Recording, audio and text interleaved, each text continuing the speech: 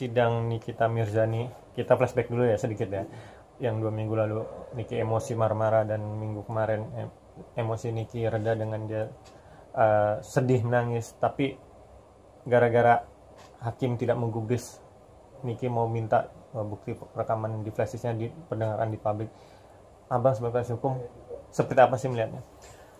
Ya, waalaikumsalam. Terima kasih Bang. Kalau saya merespon atas permohonan Nikita Mirzani, ya emang salah Nikita Mirzaninya atau teman-teman lawyer. Harusnya teman-teman lawyer atau pengacara Nikita Mirzani memberikan nasihat pada Nikita Mirzani bahwa permohonan-permohonan semua itu impossible akan dipenuhi oleh hakim. Karena belum saatnya.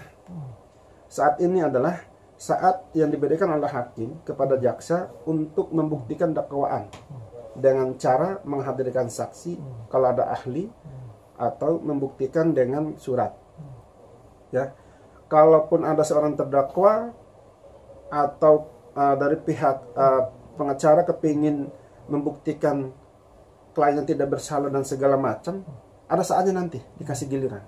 Setelah pembuktian dari jaksa, hakim pasti memberikan waktu yang sama kepada pengacara atau Nikita Mirzani untuk membuktikan itu. Nah, disitulah dia silakan putar.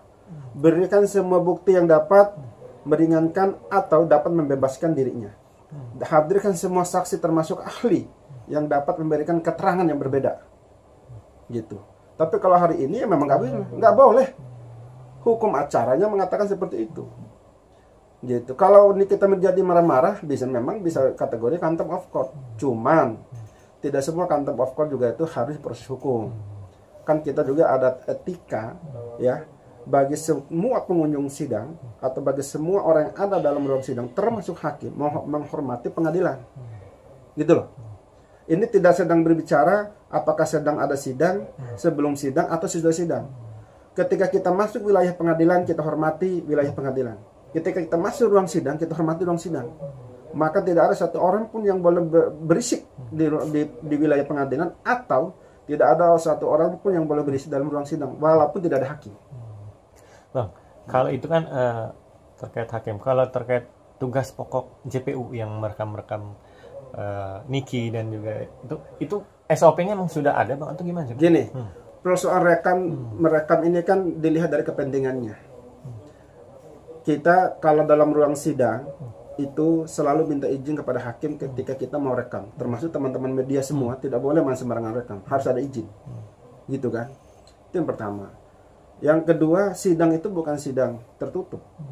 Sidang itu sidang terbuka. Jadi siapa saja boleh rekam. Tapi tidak boleh sembarangan.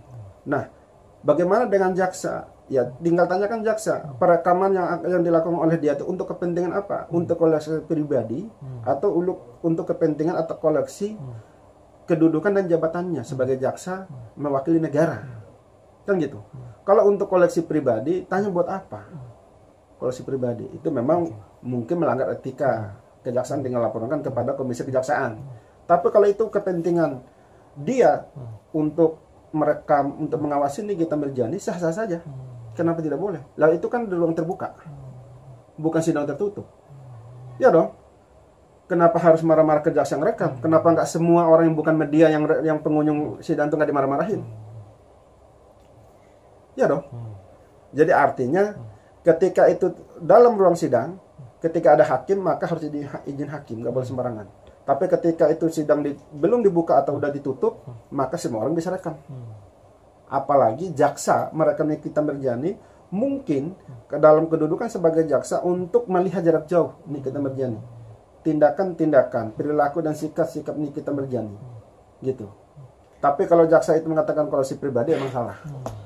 Gitu, nggak bisa kita benarkan juga. Bang, dari situlah emosi Niki meledak terkait dia rekamkan, dia tidak suka dengan rekam karena dia merasa ya sudah dipertontonkan di publik dengan ibaratnya jadi pesakitan. Itu yang membuat Niki meledak, yang membuat Niki emosi. Ini bisa buat Niki bisa dibilang diperberatkan gak sih Bang hukumannya oleh hakim, karena hakim punya hak prerogatif ya, Bang, untuk menentukan, apalagi TPB kan di atas 20 tahun Bang, bisa bilang gitu Bang.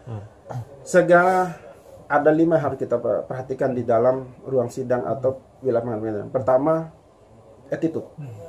Tertinggi ya, attitude. Yang kedua, cara pandang.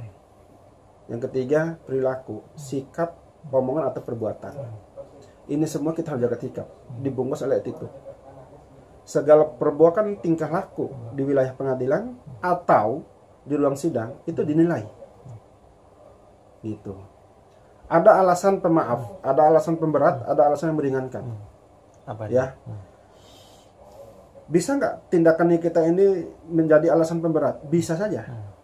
Selain dari Nikita Mirjani pernah menjalani hukuman, ya, di kasus berbeda, karena sering berbuat onar, sering marah-marah di ruang sidang, ya, di ruang sidang ini walaupun bukan dalam sedang sidang, itu jadi pemberat, ya.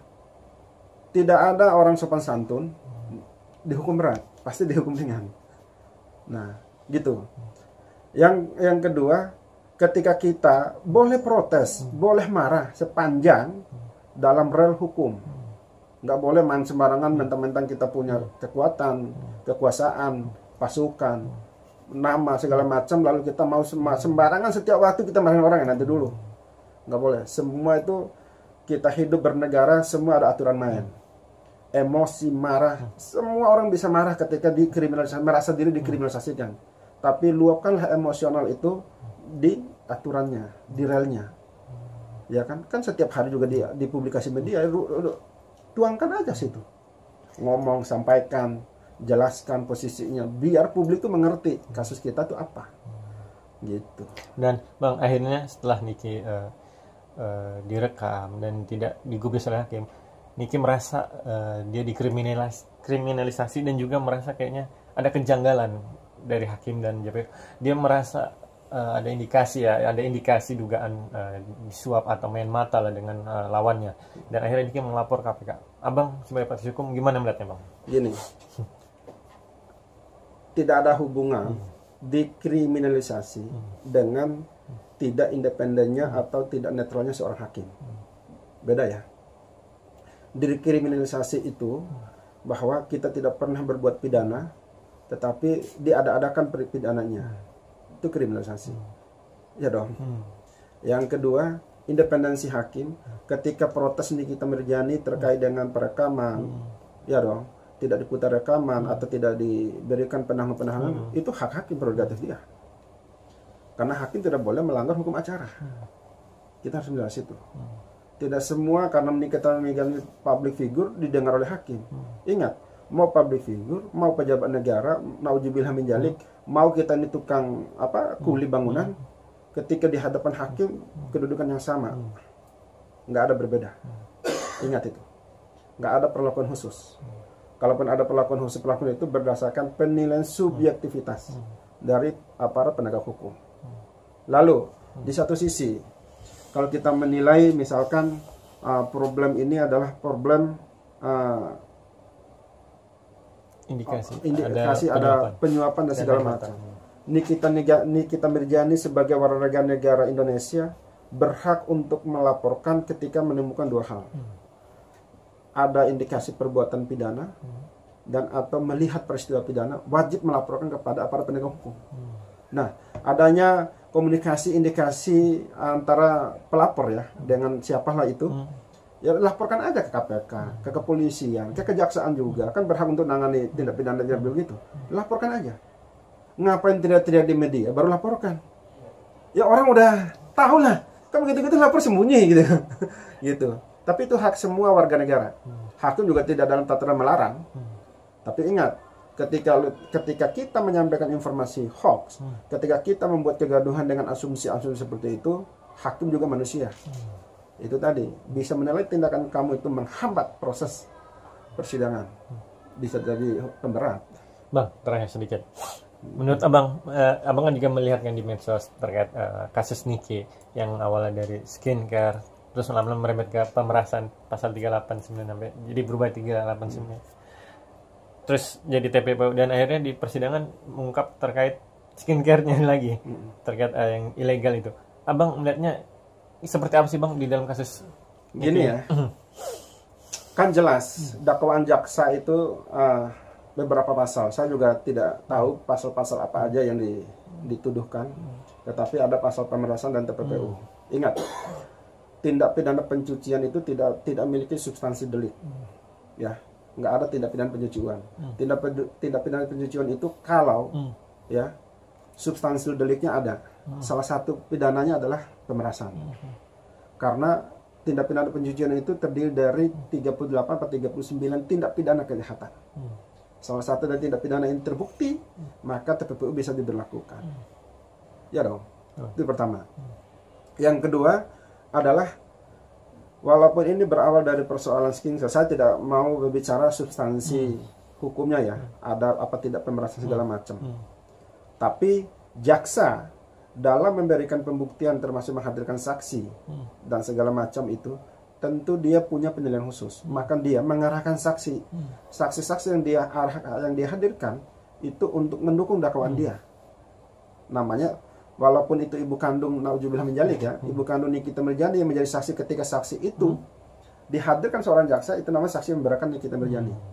Saksi namanya saksi acas, ya. Tapi ketika nanti Nikita Mirzani menghadirkan saksi, walaupun itu nanti ada rekanan jaksa di dalamnya misalkan dipanggil sebagai saksi, namanya saksi meringankan, ada charge, gitu. Nah, semua keterangan saksi ya kita ukur dan kita nilai berdasarkan pada keinginan kita. Makanya ketika jaksa menanyakan segala sesuatu dan membuktikan, ya apa yang menjadi keinginan dia, bukan keinginan Nikita Mirzani, gitu loh. Oh, saksi ini cukup saya menanyakan tentang ini saja, karena saya hanya kepingin mendapat keterangan ini untuk mendukung dakwaan. Saksi yang lain nanti begini, beda-beda pertanyaannya, beda-beda keinginan, gitu. Nah, Nikita Mirzani kalau membantah saatnya nanti ada, pasti dikasih oleh hakim, itu pasti akan ditanyakan apakah saudara terdakwa akan menghadirkan saksi, akan menghadirkan ahli, apa ada bukti-bukti lain, silakan. Disitulah wilayahnya Nikita Mirzani. Ada hal-hal alat bukti yang belum disita dihadirkan di situ, termasuk rekaman segala, wajib hukumnya. Tapi ketika pada saat acara jaksa lalu dia marah-marah, hakim tidak mau putar ada rekaman seperti itu, ya pasti diprotes hakim kalau putar itu salah. Karena apa? Tidak masuk dalam daftar bukti yang disita. Nanti itu saatnya nanti, makanya hakim tidak itu dia menolak, ya nanti kamu nanti ada dapat bagian. Tapi sekarang nggak boleh, ini urusan jaksa. Ini bagian jaksa untuk melakukan pembuktian dakwaannya. Bang, gitu. Terakhir, abang dari kacamata abang sebagai praktisi hukum yang sudah melalang buana di dunia advokat hukum, Niki kira-kira bisa bebas dari jeratan hukum bang? Atau akan terus berlanjut? Ini kita bicara paranormal aja, ya, paranormal aja. Saya tidak mengatakan Niki bersalah apa tidak. Tapi kalau berdasarkan dari apa yang diinformasikan lewat media, saya hanya baca lewat media, tidak pernah lihat bukti, ya, perdebatan yuridis di media. Saya pesimis nih kita bisa bebas. Kenapa? Ya, karena dari keterangan jaksa, dari keterangan saksi yang kita dengar, yang kita baca di media ya. Ini saya pakai analisis media, bukan analisis pokok perkara. Memenuhi unsur pemerasan dan masuk TPPU.